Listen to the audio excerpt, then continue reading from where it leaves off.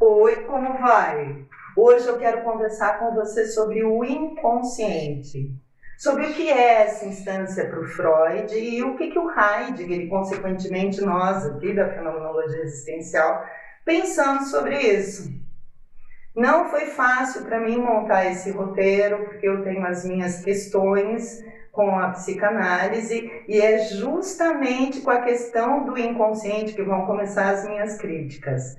Mas, com todo o respeito desse planeta, eu fui lá, li o Freud para trazer um bom conteúdo para você, tanto num sentido de informação, como também num sentido de crítica.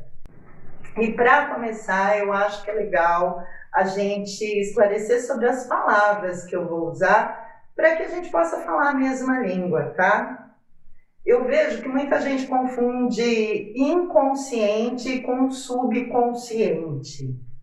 Apesar do Freud ter usado a palavra subconsciente lá nos primórdios da psicanálise para designar o que ele viria a chamar de inconsciente, hoje em dia os dois já não são mais sinônimos, tá bom?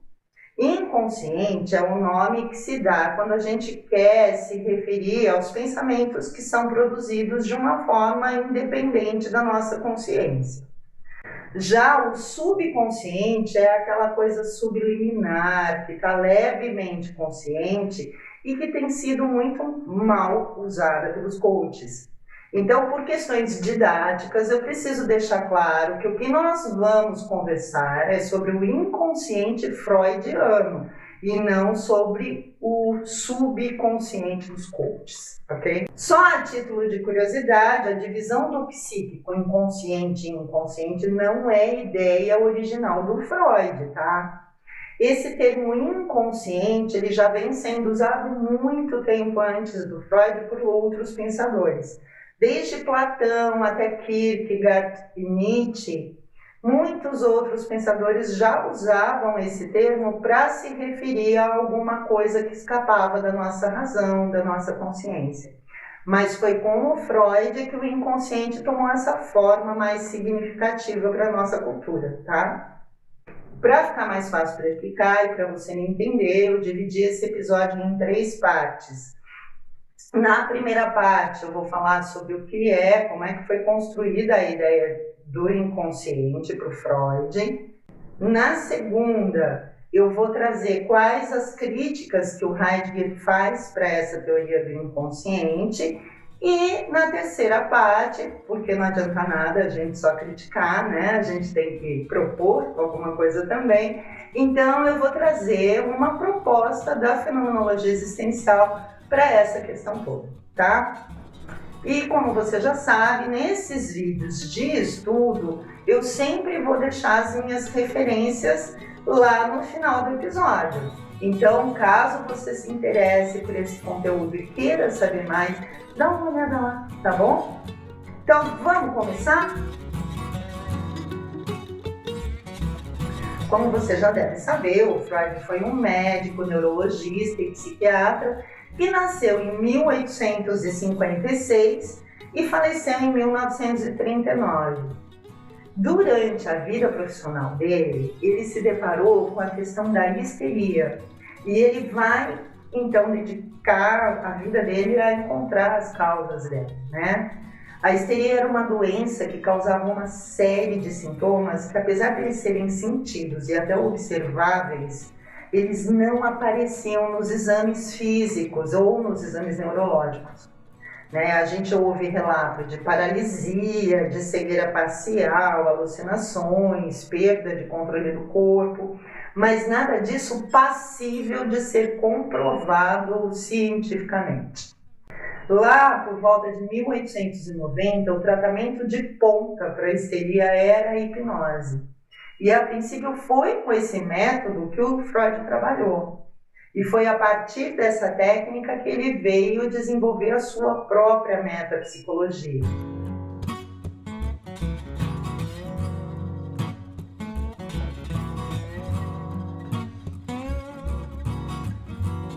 E enquanto ele ainda estava usando a técnica da hipnose, ele foi percebendo que os pacientes histéricos, eles tinham uma dificuldade muito grande para relacionar os sintomas que eles tinham com alguma coisa que fosse relacionada a eles mesmos.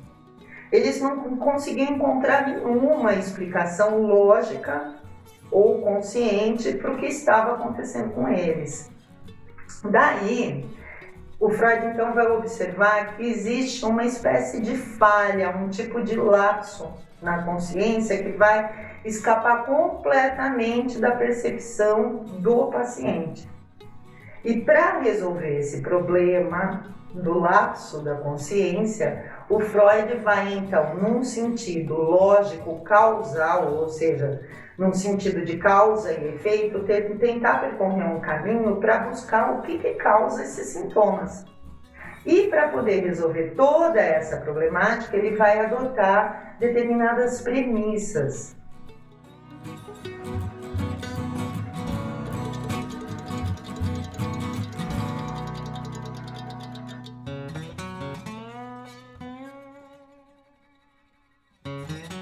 A primeira premissa é a de que os processos mentais são da mesma natureza que os outros objetos das ciências naturais, ou seja, da astrologia, da física, da química, da biologia e da geologia. Isso quer dizer que ele entendia que os processos psíquicos, eles seriam processos físicos e universais. Universais no sentido de que se funciona para mim, vai funcionar para todo mundo. Para ele, os processos mentais vão envolver neurônios, forças e quantidades. Ou seja, todos os processos psíquicos vão depender dos processos nervosos para acontecer. Ele fala mais ou menos assim, ó.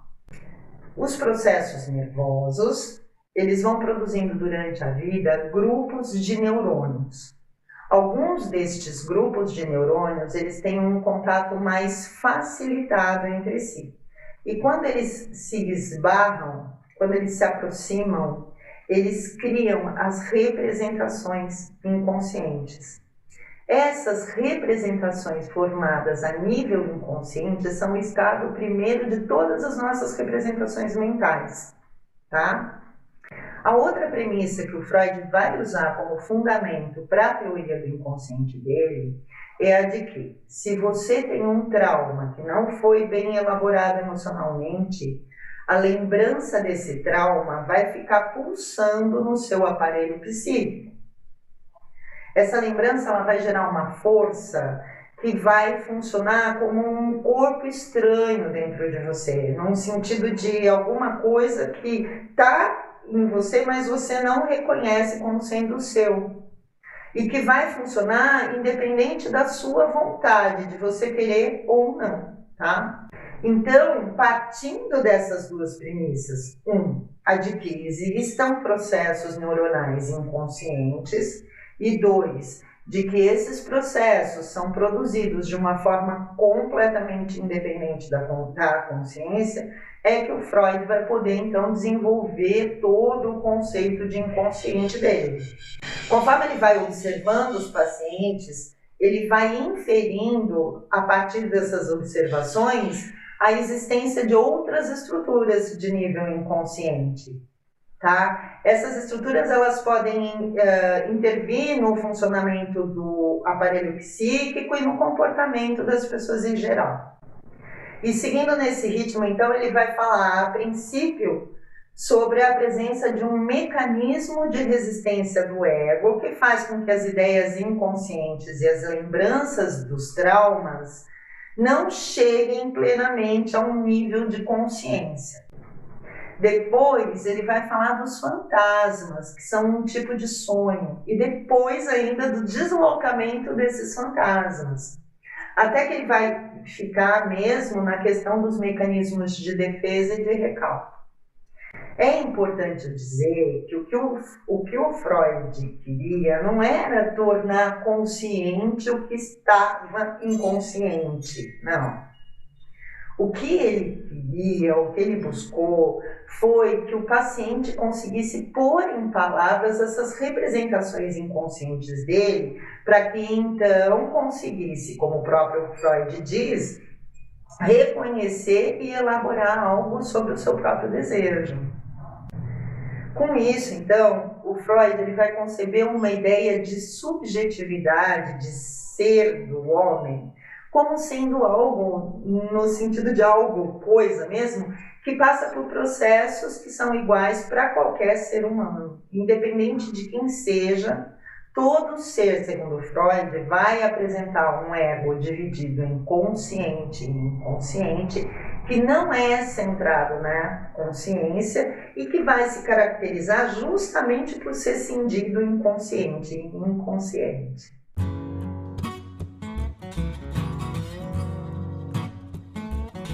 Para estudar sobre a crítica que o Heidegger fez para o conceito de inconsciente freudiano, eu usei como base um texto maravilhoso do professor Zeliko Loparik, que fala da desconstrução heideggeriana da psicanálise.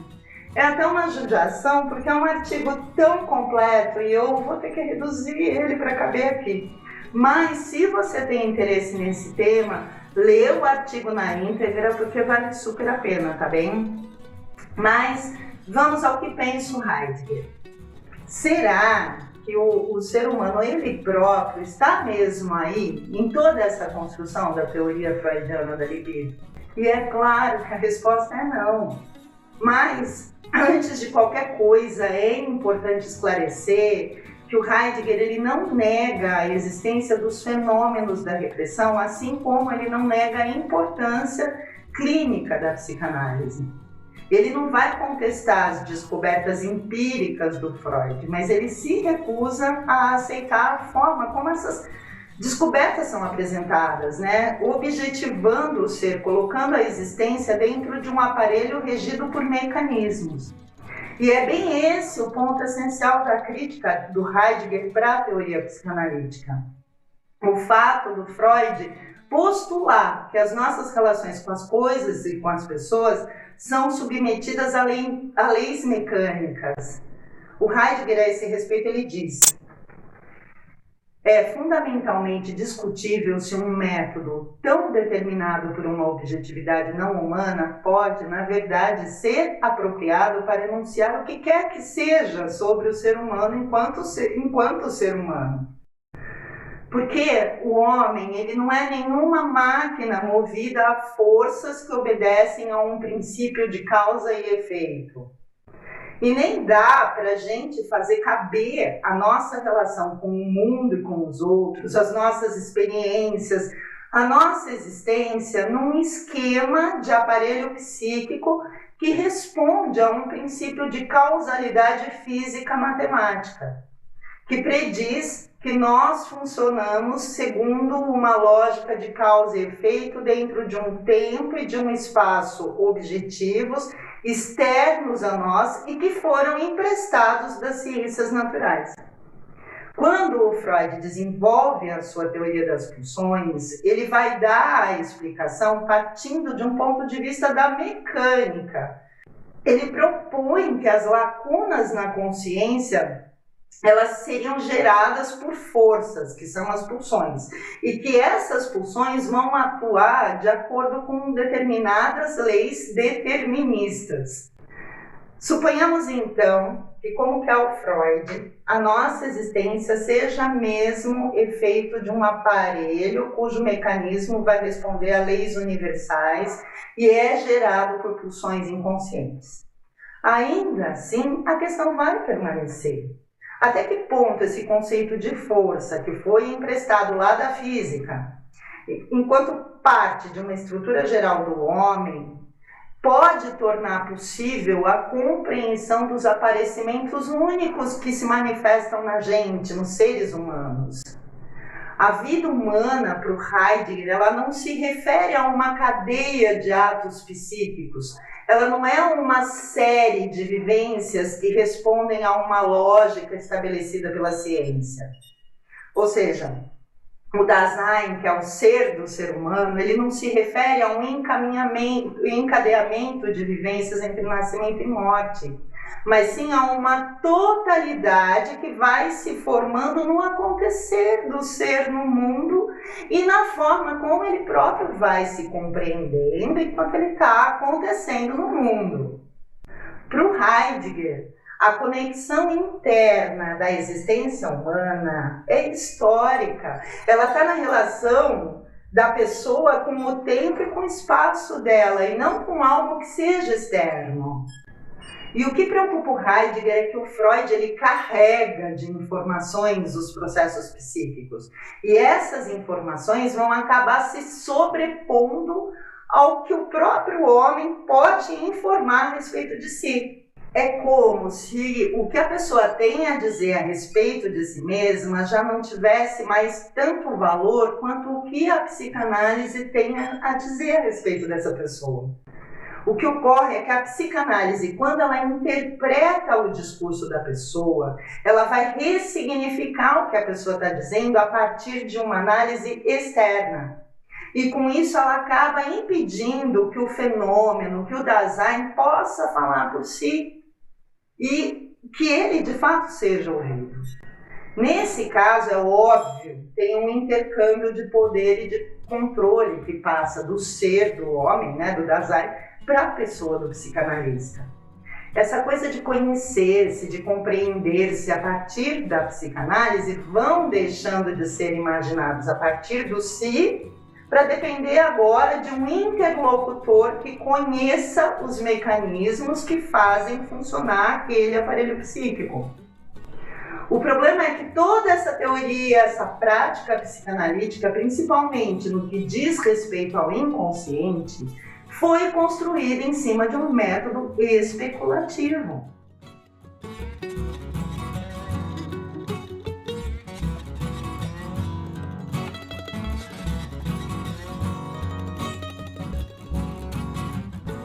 A gente acabou de ver que para o Freud a psicanálise é uma ciência natural e que é também um método de tratamento. Com a psicanálise, o Freud vai se propor a resolver os problemas empíricos e específicos que ele observa lá na clínica dele, com os pacientes dele. Até aí tudo bem. O problema é quando entram o método especulativo e o conjunto de conceitos especulativos. A pulsão, a libido, a própria forma como ele concebe o aparelho psíquico não tem nenhum respaldo empírico determinado. Ele cria as inferências dele sem se preocupar se ele tem uma justificativa prática para o que ele está falando. O Foucault diz que a gente pode falar sobre tudo da psicanálise sem nunca ter vivenciado nenhum dos seus achados. Inclusive, ele fala de atalhos de adivinhação num caminho de probabilidades. Foi dessa forma, então, via método especulativo, que o Freud supôs o inconsciente como necessário para explicar os fenômenos sem explicação da nossa existência. Nas palavras dele, a justificativa para admitir um psiquismo inconsciente e trabalhar cientificamente com essa suposição é contestada de vários lados. Contra isso, podemos dizer que a suposição do inconsciente é necessária e legítima. Ela é necessária porque os dados da consciência são lacunares em alto grau. O problema é que no desespero de tentar encontrar uma explicação causal para a questão da lacuna, para se ajustar ao pensamento científico da época, o Freud ele acaba criando esse conjunto de convenções que, conforme ele mesmo diz, pertencem a uma superestrutura especulativa da psicanálise em que cada parte pode ser sacrificada ou trocada sem dano nem remorso a partir do momento em que uma insuficiência é constatada. Quer dizer, a gente pode claramente tratar o inconsciente e toda a teoria psicanalítica como uma ficção, no sentido mais pleno da palavra.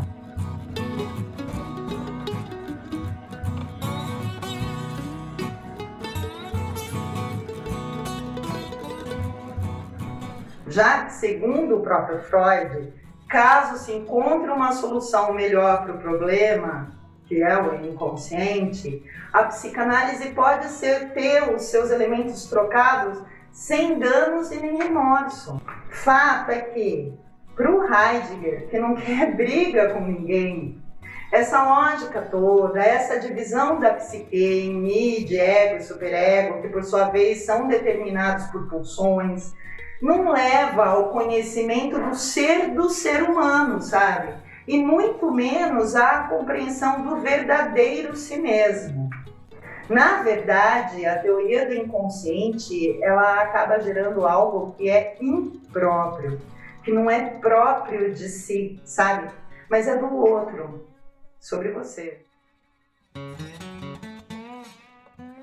Eu acho que o que atrai o povo para essa história do inconsciente é o mistério que envolve a possibilidade de ter todo um arcabouço desconhecido dentro da gente, né? Mas eu acho que dá para trocar os mistérios do inconsciente pelo mistério da abertura para o que está por vir, entende? O ser humano age ou está de determinada forma, não porque ele é impulsionado pelo passado, empurrado por trás, pelas costas, por um inconsciente. Ao contrário disso, se tem alguma coisa que faz a gente se movimentar, é o que a gente ainda tem para viver, é o que vem pela frente. Não que nós não consideremos o passado, não. A relação que a pessoa tem com o passado dela é muito importante, porque uma pessoa só vai poder se destinar ao que virá a partir do que ela foi, do mundo que ela vive e vivenciou. A diferença fundamental aqui é que para o Heidegger, diferentemente do Freud, nós não somos movidos por pulsões ou forças, mas por um ter que ser, pela necessidade, pelo fato do devir. Tudo é muito mais do que um esquema cheio de divisões e mecanismos de forças. E é na beleza dessa gestalt, desse todo, que é muito mais do que a soma dos elementos, que está a graça, que está o mistério. E a proposta é de que a gente olhe o Dasein, o ser do ser humano, não como um crivo estabelecido previamente por uma ciência especulativa, mas sob a perspectiva desse ser, sobre a sua própria existência, sobre como ele se sente, como ele se compreende, o que ele faz com a existência que ele tem.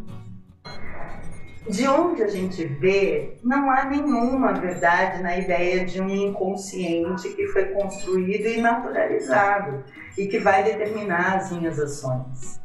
Nada comprova que o que o Freud diz seja uma verdade ou mesmo que o inconsciente exista de fato. A teoria do inconsciente, assim como toda a psicanálise, é só mais uma teoria cheia de pressupostos que vem de cima, que vem de um lugar de poder e que está imerso em um mar de especulações. Assim como em qualquer religião, tudo na psicanálise é muito dogmático. E isso sim é um fato. É isso por hoje, eu espero que eu tenha contribuído de alguma forma. Um beijo, até a próxima. Tchau!